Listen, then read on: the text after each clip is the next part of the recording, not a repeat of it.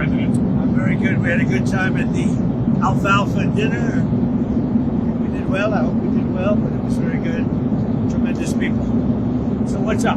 Sir, could you give us an update on where your thinking is right now with Iran, if you have made a final decision on what you want to do? I mean, I certainly can't tell you that, but we do have very big, powerful ships heading in that direction, as you know. I can't tell you.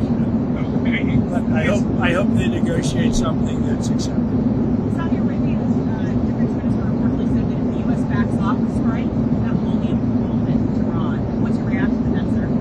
Some people think that, some people don't. You could make a negotiated deal that would be satisfactory with no nuclear weapons. They should do that, but I don't know that they will. But they are talking to us, seriously talking to us. What about it? I did. Well, I met with Jeb Bush. I was on Jeb. I think you mean Jeb. No, I introduced him. Nice. He's a good fellow. And he's been very nice to me the last 6 months. I don't know what happened, but he was very nice. We had a good time. Mr. President, on your Fed nominee, Mr. Kevin Marshall, why are you willing to wait for Senator Tom Tillis to leave the Senate, essentially, until, if you have to, if Senator Tillis... For Tillis? I didn't say I wouldn't, but I mean, he's leaving the Senate for a reason, because what he asked for didn't get done. So it's one of those things. I think he may get Democrat votes, too. I think he's so good that he'll probably get Democrat votes. He should. It's very good. My choice, my Fed choice, should get Democrat votes. Do you have a sense of what he's going to do as far as interest rates are concerned? I hope he's going to lower them. I mean, if you watch him on television, because I watch interviews and statements, I hope he's going to lower them. And he's going to have to do what he wants to do. Did he tell you? Did he make any commitments? No commitments. I don't want to do that. I couldn't do that, I guess, if I wanted to. I didn't. I based it on quality. I mean, he's a very high quality person. He should have no trouble getting through. Mr. President, did you make the comment at the dinner about saying that you would sue Porsche? About what? About suing Porsche and because that'll lower interest Yes, rates? it's a roast. It's a roast. It's a comedy. So it's a joke. And I said, of course, it was all comedy. And then a more serious note, you're suing the IRS. Talk a little bit about what it's like to be on both sides of a lawsuit. It's very interesting. I have another one where I've virtually won the Mar-a-Lago break-in suit, and I have to work out some kind of a settlement. I'm supposed to work out a settlement with myself because when the FBI broke in, we sued. Before I was president, I sued. And obviously, it was a very good suit, and I have that one, and I have to work out the settlement. Have you instructed Pam Bondi on how to handle that at all? Well, I think what we'll do is do something for charity. We're thinking about doing something for charity where I'll give money to charity. We can make it a substantial amount. Nobody would care because it's going to go to numerous very good charities. Sir, you guys have the truth today about Minneapolis and how you might not see federal authorities intervene. You asked the What? Secretary not to send in DHS in Democratic states. Yeah, no, I let them ask us if they want help. They're always complaining. If you go in, they complain. They complain no matter what.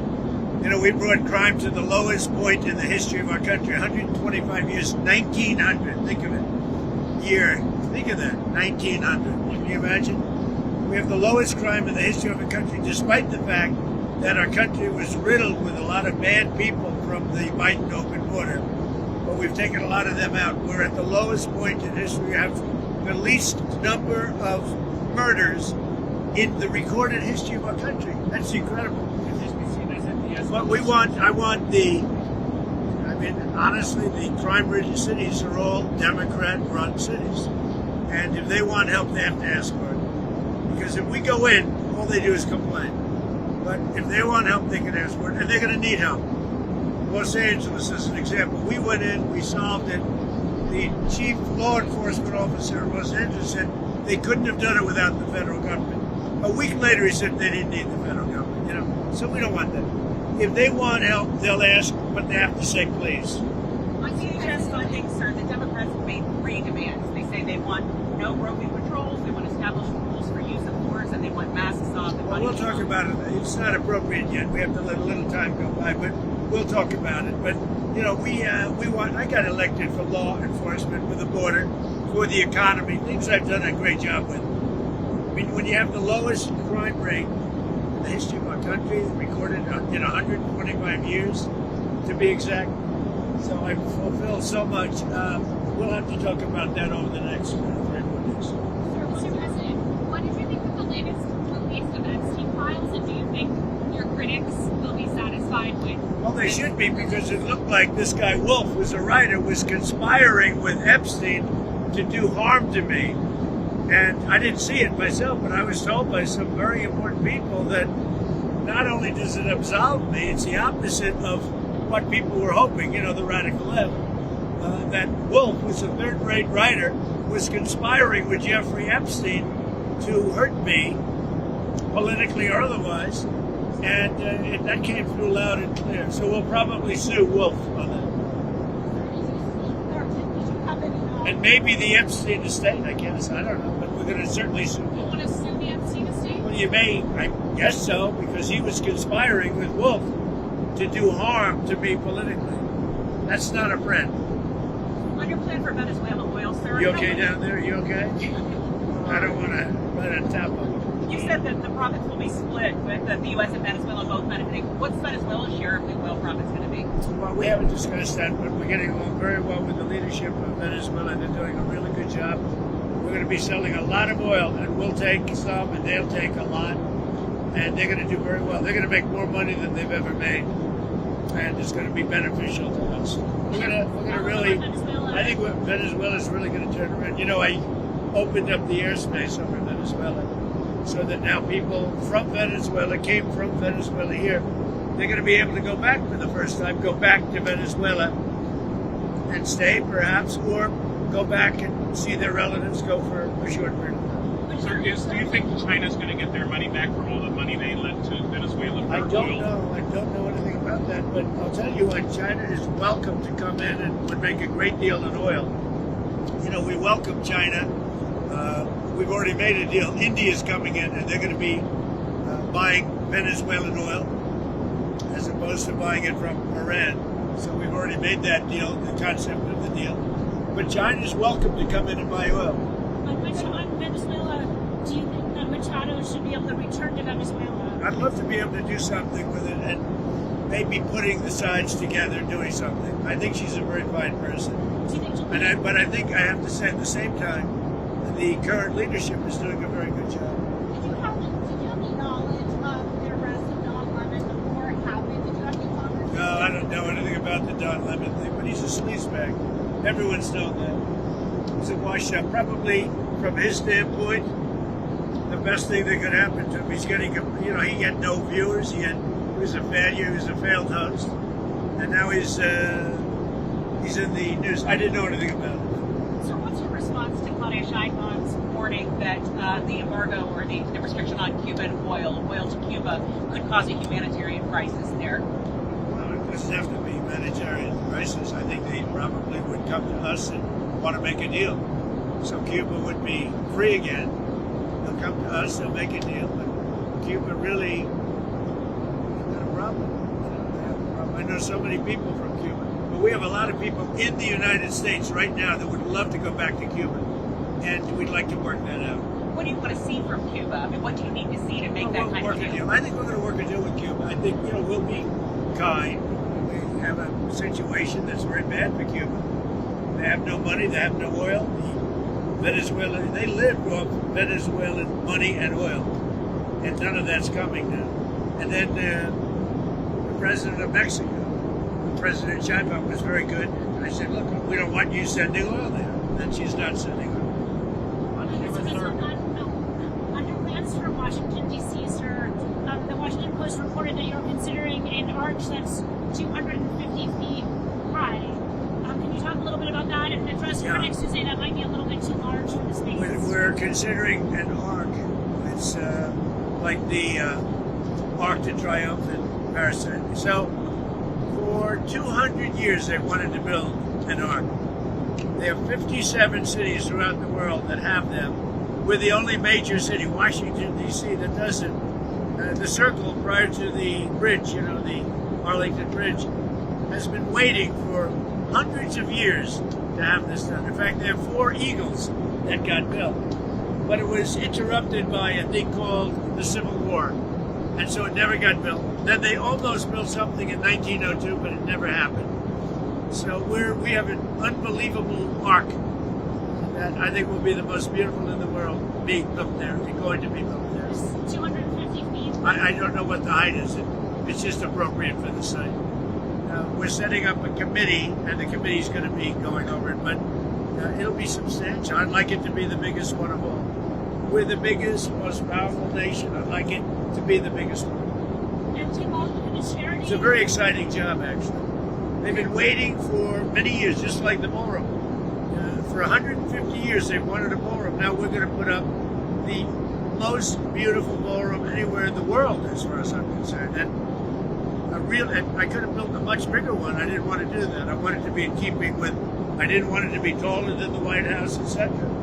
So I wanted it to be in keeping, but it's a really beautiful building done by some of the best architects in the world, the ballroom. Likewise, the Ark.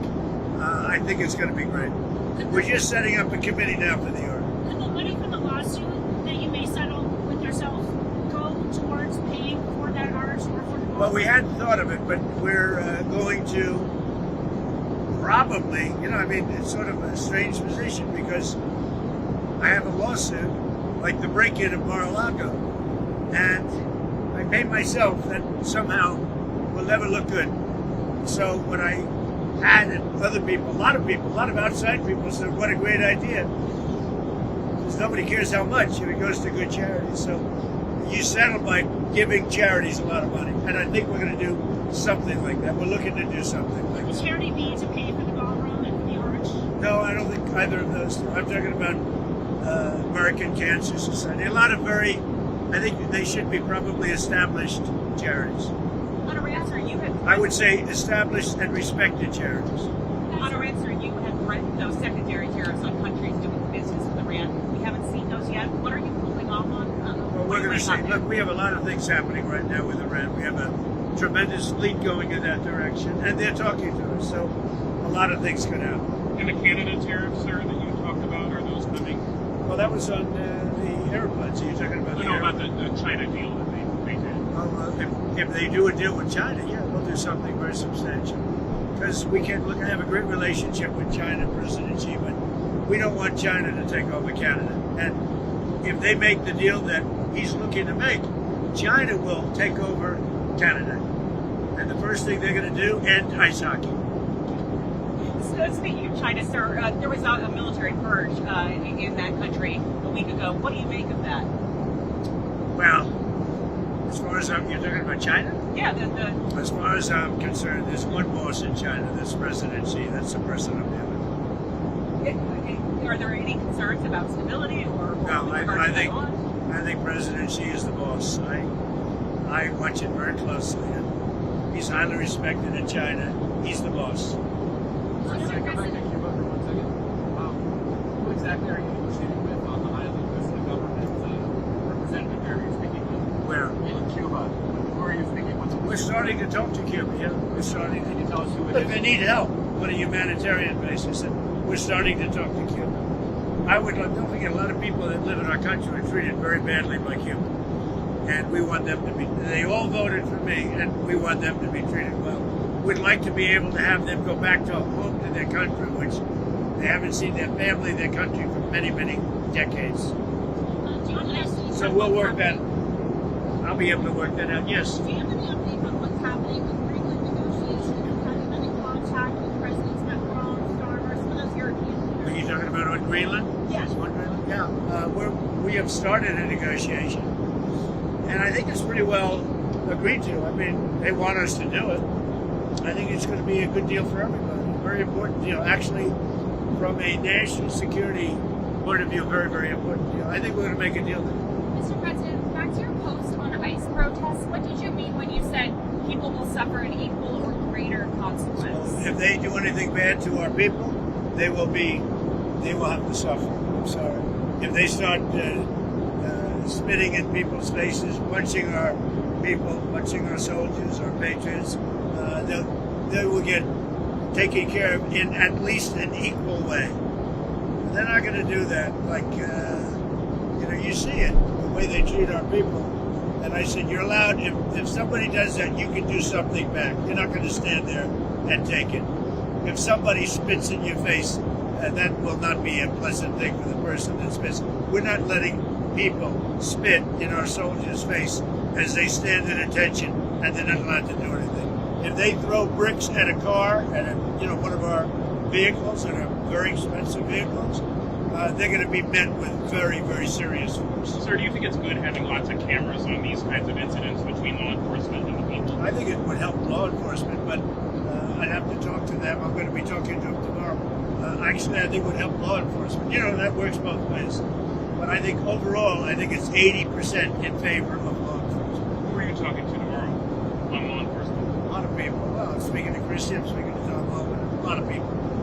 We have it in good shape. And, Minnesota crime is way down because of what we've done. We've taken out thousands of criminals. What we want in Minnesota, we want them to open their jails and give us their criminals, and we're gone. That's all we want. And they're going to have to do it. How are you feeling about Secretary Noakes handling the matters in the last week? Well, she's did great. I mean, we have a closed border.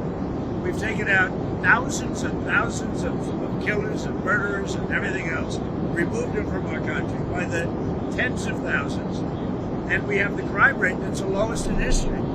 I didn't do the crime rate stats. It just came out yesterday that we have the lowest crime rate in the history of our country. So how's she doing? I think she's doing well, and she's a good person. She works hard. Tom Homan is a star. He's incredible. I mean, the guy's incredible.